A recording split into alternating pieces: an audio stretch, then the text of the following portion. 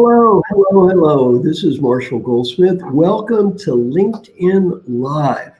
I'm here with my great friend Justin today from Methods, and today is going to be just Q&A day. I'm going to try to answer as many questions as I can. If you haven't met me before, a very brief introduction. I have a PhD from UCLA. I was a college professor and dean when I was young, and then I teach classes and give leadership talks. I used to travel around the world back in the day. Now I don't so much. Then I coach executives. I've been coaching a lot of famous people, and that's really helped me learn a lot. And then I write books and articles. So I've written or edited 41 books and 3 big New York Times bestsellers. And then I've adopted people. I have this program called 100 Coaches. And in the way it works is I teach people all I know for free, and the only price is when they get old, they have to do the same thing. And we have 250 just wonderful people who are now part of our program. It's called the 100 Coaches program. And you go online, just look up the number 100 space coaches. You can see who they are, an amazing group of people. So I frequently have them on the calls. And also, I don't know that much, yet I have the privilege of learning from a lot of people. So a lot of what I'm going to share today is not that I'm some kind of expert. I'm not a medical doctor. I'm not a PhD economist. I mean, my PhD is in organizational behavior, but I'm going to share what I've learned from some brilliant people. And also I want to thank the people at Methods that are putting these on, a wonderful organization. Justin, I'm going to ask you some questions today about online learning, because you're definitely in that business. We're doing it right now. So I think this is kind of the future. So I'm going to be asking you some questions. I think you guys are doing an amazing job, and really interesting to look at new technology today, because this is going to change the way we do education, communication, and learning. Now, before we get started with today's Q&A, let me just put this in context. Yesterday, I talked to a person that did get the virus. I had a call with her, maybe a little ahead of the curve on this, and giving her some warning that this stuff is very serious. You need to take it serious. It's not a joke. You can't overcorrect here. You cannot overcorrect. This is very, very serious stuff. And I talked to her yesterday, and she said, you might have saved the life of my parents and grandparents. She ended up with the virus, but she had taken precautions. Thank goodness they didn't get it. She was so thankful. Another guy said, look, you saved me probably $200,000 in my retirement account, because you told me in advance this might happen. So look, my goal in life is pretty simple. It's just to help you have a little better life. You, the person listening to me right now, just have a little better life. And please take everything I say in the spirit to which it's given. If it's helpful to you, use it. If it's not helpful to you, you can ignore it. And I'm going to share what I've learned with a lot of brilliant people. And even though they are all brilliant, they don't all agree either. So I'm just going to do my best here. So today's Q&A day. I like Q&A days. So Justin, what's our first good question today? Well, Marshall, I'm excited to be here with you and be able to share the conversation. One of the things I'm curious about, clearly you talk to a number of interesting people on a daily basis from around the world. And I think the audience, and I know myself, would like to know, what's the latest that you've heard from all the healthcare professionals that you speak to? What's the latest news? I had a great call today with 3 people just a few minutes before I signed in, who are really experts in the world of healthcare, and they did a great job of briefing me on their assessment of what's going on and what's going to be going on. First, this is very serious.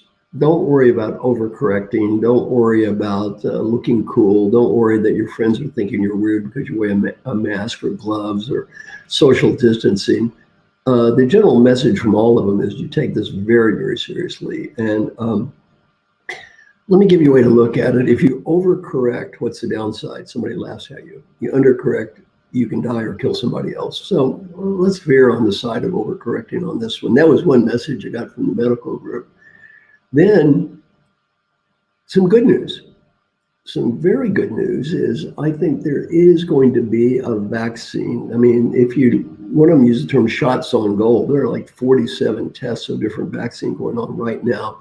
The pharmaceutical community is united in a way they've never, ever in history been united. They are really working at this. There's a lot of stuff, experimentation, they're trying it out. General assessment was that hopefully within 9 months, there's going to be a vaccine. That's the good news. That's also the bad news. The other good news is there's very good hope about, measuring, do you actually have the antibodies to do this. That's good news. It's coming. Some corrective, not really vaccines, but helpful things. And if you take this, the symptoms probably going to get worse. That's coming. The problem with all of those, though, is they'll have side effects. So if you look at any of the drug ads on TV, to me, they're almost hilarious. They say, you should use this drug. It's really going to help you. And then they go on and on about how wonderful it is. And at the end, they say, of course, you may kill yourself. You may have to chop your fingers off, and you may go into depression, and you may have a heart attack. But other than that, this thing is fantastic. Let's just go with this baby. Well, unfortunately, that's the way it always is. And no matter what gets rolled out, they're going to have this whole list of yes buts. So in the medical community, I asked a question today, and I just randomly picked a state, Florida. Let's assume the doors open in Florida. Let's assume the doors open in Florida at the end of May. What's going to happen? Well, I got a lot of here's what should happen, and here's what could happen, and here's what I hope is going to happen. That's all nice. But, I worked for Peter Drucker, and I didn't work for him. I was in his advisory board for 10 years, and he taught me a good lesson. Decisions are not made based on what should happen or logic or rationality or pipe dreams. Decisions are made what is going to happen. So what do you think really is going to happen? Their estimate was maybe 10%, 20% of people in the state are going to have this test. They are going to go back to work. A lot of people are going to get infected. They're probably going back to work in a rolling level where some people go back, others don't. For example, starting with people who are young and don't live with their parents. That would be a logical place to start. And then eventually, people are going to go back to work. And the reality I commented is this: there's no way in hell you're going to close down the global economy for 3 months. It doesn't matter what any doctor says. We would have a depression that's greater than 1929 if that happened. It's not going to happen. It's not going to happen. And the doctors could say it should happen. That's all well and good, but it's not going to happen, because I just talked to one of the top restaurant people in the world, and he just told me every one of his restaurants is going bankrupt. And there's no amount of positive thinking and carry out food is going to change it. My second home is in New York City. There's no tourism for the next 9 months in New York City at best. How many tourists are going to be visiting New York City between now and the end of the year? None. All those businesses relied on tourism are going to go bankrupt. That's reality. Now, people say they will come back. Somebody will come back. They'll sell them on 30 cents on the dollar. Somebody will buy the buildings, reopen the restaurants. They're going to go back into business. For a lot of us, it's going to be tough times. So I guess, what am I learning? There is hope. There are positive things that are developing on the medical front. They are going to have a vaccine eventually. We are going to have in the short term tests. It's going to take a while to get these tests out.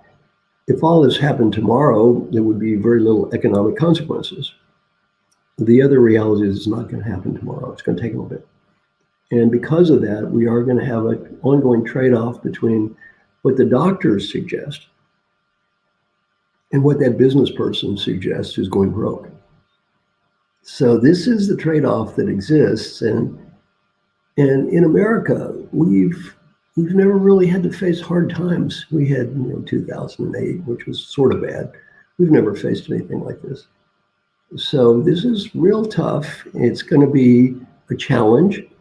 The country will survive. People will survive. Businesses will reopen. And that's the good news. I think they will find a vaccine. That's the good news. They will come up with tests. That's good news. A lot of good news. Could be worse. On the other hand, there are going to be reasonably severe both personal and economic consequences, which I think is naive to pretend is not real. So that's kind of my answer. There's some good news. There's some bad news. So it is what it is. It is what it is. Okay. What's the next question there, Justin? Thanks for that, Marshall. A lot of questions have been streaming in since you've been speaking. And this one comes from Sanjitha. Says, this is the first kind of pandemic situation that I'm living. What's your experience been from the past? I don't have any experience in the past because, Sanjita, it's the first kind of pandemic experience at this level any of us have ever been living. That's a very good question. I'm 71 years old. I've never seen anything vaguely close to this. The previous pandemics are reasonably mild by comparison to this. So my experience is pretty much consistent with what the doctors said, that in the past, for example, let's take AIDS. One of the doctors talked about AIDS.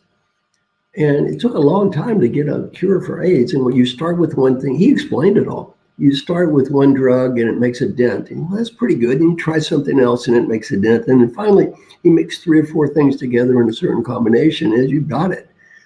The same thing happened with tuberculosis. You start with something, it kind of does pretty good. Then you try something else and it sort of helps. And then try something else and mix them around and eventually you got it.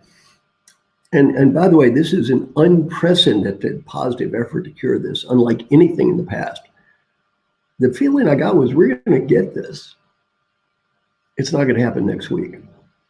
It's not going to happen next week, and it's not going to happen next month. And the balance is you can't shut down the global economy for 3 or 4 months. I mean, in India, you shut down the global economy for 3 months. People starve to death. Can't happen. So what's going to happen is it's going to be a trade-off. And it's a tough trade-off between, on one hand, the economy, and on one hand, human life. And it's going to be a tough trade-off. So what's my previous experience of this? There isn't any. And by the way, don't feel bad because you have no previous experience. No one else does either. There have been pandemics. Nothing like this. Let's take Ebola. Dr. Jim Kim led the anti-Ebola campaign in the United States. He's a great friend of mine. I was his coach and was president of the World Bank. Ebola, bad news. I mean, you are dead.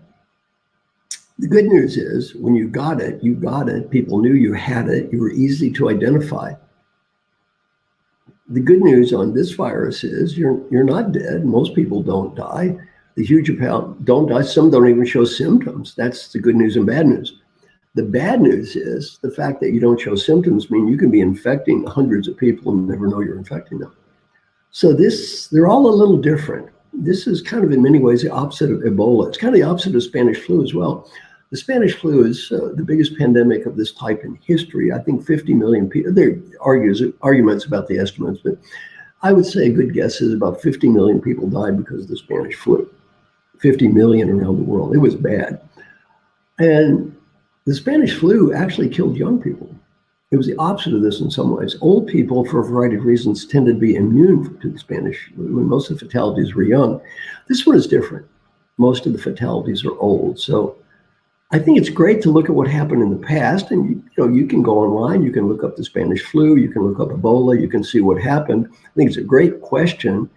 And can we learn from history? The answer is definitely yes. Will we learn from history? That is a maybe. That's a maybe. Human beings have a very good history of not learning from history. So can we learn? Yes. Will we learn? Yeah, I hope so. Maybe. We'll see. Wonderful question. Thank you so much. Next question. So Marshall, this next question comes from Paul Arins. And he says, Marshall, you work with and coach many of the top business leaders around the world and NGOs and everywhere else. And have a unique perspective on this, I believe.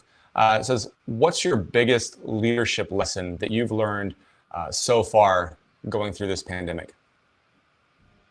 I would say my biggest leadership lesson on this, it's not so much just this pandemic, but any time of just phenomenally rapid disruption and change is this. People need clear structure and direction. Yesterday, my great friend Alan Mulally has done 2 of the greatest turnarounds in corporate history. He was at Boeing after 9/11. That was pretty hideous, and he did that. And he was at Ford when the stock was at $1 and they were going bankrupt. He did 2 phenomenal turnarounds. Well, clear structure, clear direction, and just for leaders, here's one guideline: every person in your company, at any second in time, they need to have the clear answer to this question: where are we going, and what are the priorities? At any second, they need to know this. Now, you need to be honest. You need to say, you know what? This may change. This may change. We may have different priorities next year. We may have different priorities next week. Here's where we're going now. Here is where we're going now. Because if you cannot do that, you end up with just massive paralysis. So people just lost, going in all kinds of different directions. As a leader, you got to step up and say, all right, here's where we're going now. Also, I like a term I heard from someone in one of our calls. It was called pragmatic optimism. You want people to be positive and optimistic. On the other hand, you got to be realistic. The first part of my call was somewhat optimistic. It was also realistic. We're not helping anybody by playing games and tap dancing around this stuff. This is bad. It is real tough.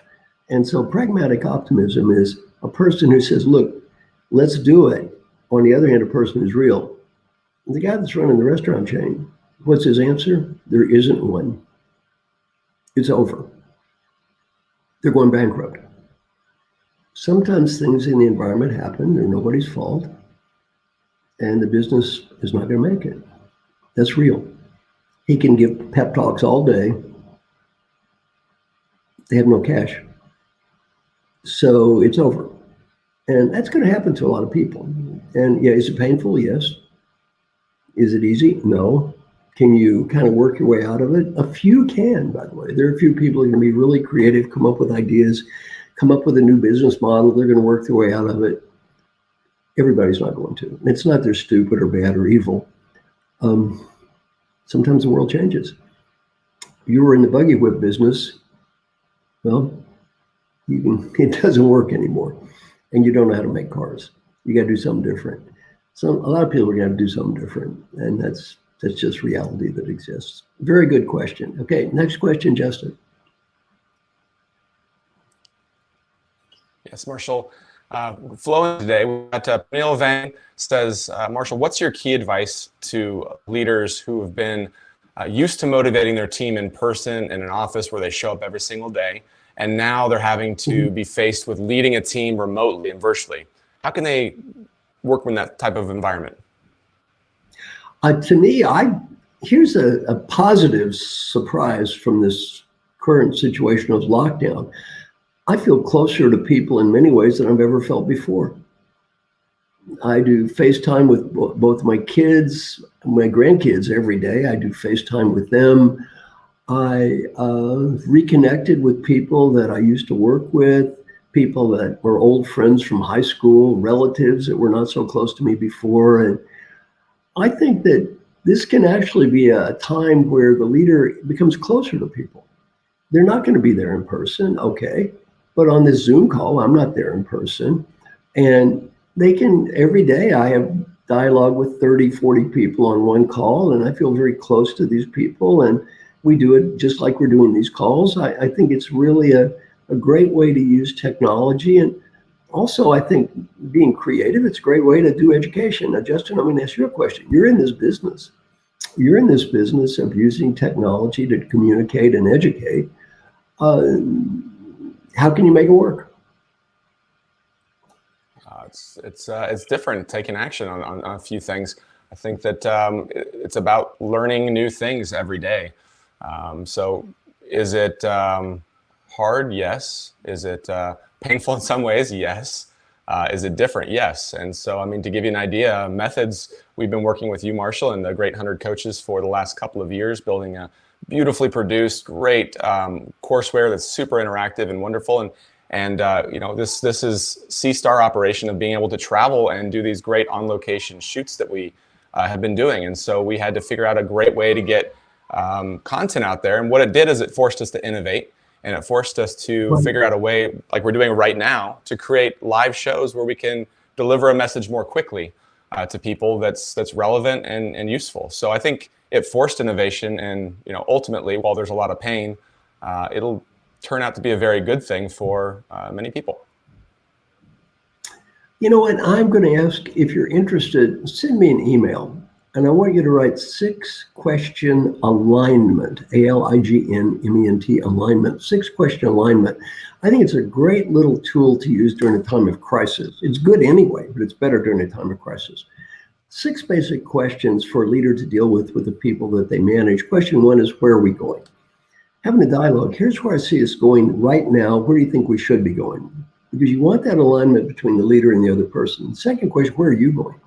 Here's where I see you're going right now. Where do you think you're going? What are your key issues and priorities? What do you think? So you want alignment 2 ways. 1, between the leader and the person being led. And 2, the big picture and the smaller picture. Number 3, doing well. here's what I see you doing really well right now, the positives. And it's so easy to get lost in the challenges here. We forget about the positives. Here's what I think you're doing well and really communicating those positives. Then number 4, suggestions for improvement. And one thing I always teach is feed forward, focus more on the future than the past. We can't change the future now. We can't change the past anyway, and you just bum people out. So moving forward, here's ideas I have. And again, realistically speaking, you can't play games with people. You got to tell the truth. On the other hand, where can we do better in the future? How can we make this work? And then and number 4, a great question for a leader is, how can I help? How can I help you during this time of crisis? And then number 5, what ideas or suggestions do you have for me as a person in my role that might help me out? 6 basic questions. And then you ask a person a very important question to ensure something called mutual responsibility. That question is very simple. If you ever feel overcommitted, if you ever feel like you're lost, you don't know what priorities are, I want you to take the responsibility to talk to me. Because as a leader, if I do my job on a regular basis and you do your job and follow up with me, there's no reason this can't get fixed. Well, typically I would tell leaders to do this every 2 months, every 3 months. Now you probably need to do it every week or twice a week, or my friend Al Mulally would tell you sometimes multiple times a day. When the world changes rapidly, people do not need this less. They need this a lot more. So send me an article, 6-question alignment. I'll send you a copy about it. I'd also highly recommend my friend Alan's book, American Icon. It's a book about him by Bryce Hoffman, a wonderful book. It's how he turned around Ford in an extreme crisis. And a lot of the learnings from that book apply today, American Icon. So I think it's a good book, very good question. Hope the answer's been helpful. Oh, there's the book. Justin's got a copy of it. Very good. Thank you, Justin. Okay, Justin, very good. Next question. Okay, so this one comes from Elena Noel. It says, I'm a leadership consultant and my business is mostly inactive right now. Do you see opportunities for me to be of service and make an income, or should I try to consider getting a job or just hang in there and innovate? Great question. I'm going to give you a hard answer, all of the above. Most people give you advice at a time like this, and the first advice is don't panic. I'm going to give you some very different advice. Panic. Bust your butt. How about leading a well-balanced life right now? Bad idea. It is incredibly tough right now in your business. A lot of people's revenue is going to zero. Should you look for a job on the outside? Yes. Should you be open to opportunities there? Yes. Should you hustle as best you can inside? Yes. Should you do that? Yes. Is this easy? No. I would love to tell you that right now is a time to relax and work out and get in shape. Reading between the lines on your question, your revenues are getting close to zero. This is not that time. This is a time to bust it. This is a time you're really going to have to pay the price. And is it right? Not necessarily, or fair or logical. It's real. It's real. So it's a great question. I would look for that job on the outside. I would look to build your business on the inside. I would do whatever you can do to support yourself and your family right now. Many people in our field who I know and I talk to every day, how's your revenue next year? 80% gone. How's your revenue next year? 70% gone, 100% gone, 20% gone. It's tough. It's tough. And me sitting here giving you a happy talk and singing songs and telling you it's all going to be good, it's not going to help you at all. My advice is work really hard right now. Do whatever you can do right now. Take care of yourself and your family right now. A corporate job may not be the job that you love. Okay, worry about that in 2 years. This is not the year to worry about it. If it's pretty good, pay some money, it's got some security, take it. Nobody knows when this show is going to be over. And again, I think we're heading for a recession somewhere between 2008 and 1929, hopefully closer to 2008 than 1929. We don't know that. We don't know that. So it's going to be real hard out there. My advice to you is you've got to just go for it right now. Now you got to put in the time, the effort, try everything, do what you can do. Do what you can do. And there are a lot of people right now in a world of hurt. Now, my second advice to you is the difference between, to me, a great question you ask, what's going on the inside and what's going on the outside. I've been in the coaching consulting business for many years. Let me help you. Nobody wants to give any money to people that need it. Let me repeat that. No one wants to give any money to people that need it. You can't come off as hungry. You can't come off as needing it. On the other hand, you are hungry and you do need it. There's got to be a little bit of difference between the message you feel on the inside and the message you communicate on the outside, and you're just doing business. So take care of yourself, take care of your family, do what you can do. Do what you can do. Okay, Justin. Okay, Marshall, I'm going to switch gears on you a little bit here, and I'm going to go with something that's maybe we have to get a little bit happy in a degree because we have the youth to think about. We have the future. There's kids who are coming out of high school right now, out of school. They're going into the workforce. They don't really have a lot to lose. But our question comes from Olympia. She says, what do we tell our teenage adult kids aged 16 to 19 who need coaching and guidance to see the future as hopeful and not bleak? See, I do think the future is hopeful. I mean, when I say the future, I'm talking about next year. I don't think next year is not going to be real thrilling, or the next couple of years going to be tough. The good news is it's not that bad to be 16 to 19 right now, because I think they're going to face a big opportunity coming up in a couple of years, maybe even in a year. I think this show is going to turn around in a year, 2 years. A lot of people are going to have huge opportunities. If I look at my life, I'm 71. And I feel really blessed that this happened at 71. On the other hand, if I were 16, I wouldn't feel bad that it happened when I was 16. Why? You're young. You're going to school anyway. You're going to have huge opportunities in the future. By the way, for every one of those best restaurants that's going bankrupt, they're all going to sell for 20, 30 cents on the dollar. This is an incredible opportunity when the comeback comes. So I think if you're age 16 to 19, it's a good time to be 16 to 19. You're going to face a lot. You're going to get the upside of this curve. By the way, there's always a curve. Sometimes big, sometimes small. Things go up, things go down. Well, we're looking for the next year or so it's going to be down. On the other hand, we're not going to be permanently down. It's going to go back up. I'm really happy this happened to me at 71. It could have been a lot worse. And by the way, I would not be unhappy it happened to me at 16 to 19. That's not so bad. It's good. You got a big future there. What's tough is I'm 31. I've got a mortgage on the house and 2 kids. I'm in debt. My income was coaching or consulting, and it's gone. That's tough. That's tough.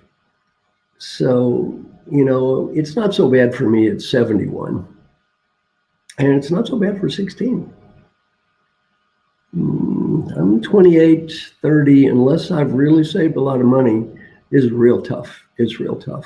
So it's a great, great question. And I would be very positive and optimistic for somebody who maybe is anywhere between 16, younger, and 21.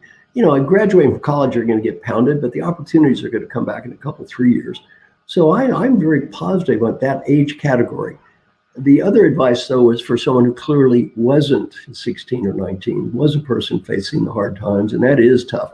That's what you can't share. Great question, though. And again, if I'm 19, I think you're going to look back on this moment, how you're going to feel lucky. Lucky because you're going to be facing a world of upside opportunity. So great question, and it's again a positive thought.